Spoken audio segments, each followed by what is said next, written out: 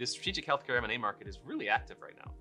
The two areas we want to focus on are trends in medtech and then what we're seeing in terms of divestitures, both of which have been really active in early 2021. Yeah, it's surprisingly active. In first half of 2021, we're basically at the same number of transactions as we were in the first half of 2019. From a total value standpoint, we are below where we were in 2019, but just one mega deal will close that gap almost instantly. And we do expect to see continuing increased activity throughout the year.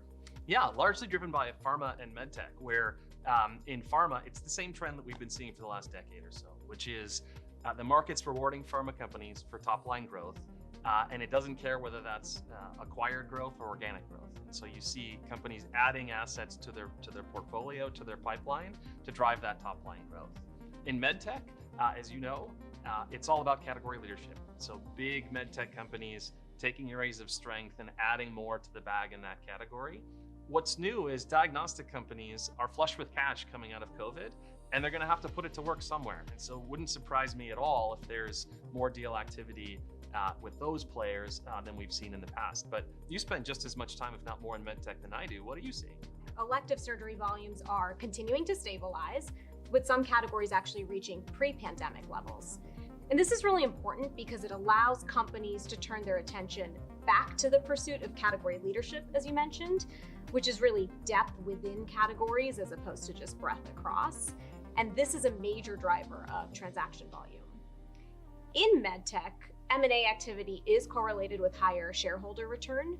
And so outperformers are consistently looking to bolster their portfolios through acquisitions to then drive enhanced growth. How do they do that? They really have to build world-class capabilities in terms of sourcing, diligencing, and integrating assets. And some companies have gone so far as to create venture funding mechanisms to gain proprietary access to innovative technologies. Well, that's interesting. And what are the challenges of that? Competition for differentiated assets is intense and valuations are high, particularly with the return of scale acquirers such as Thermo Fisher, Stryker, and Boston Scientific, who've all recently completed large integrations. So what should others do to keep up with them? Beyond building those core M&A capabilities, outperformers are consistently preparing for these acquisitions by ensuring that they have the right products for the right customers in the right markets, connecting products across the portfolio where it makes sense and filling gaps through acquisition, and then retiring legacy product lines really in order to proactively remove costly complexity from the system.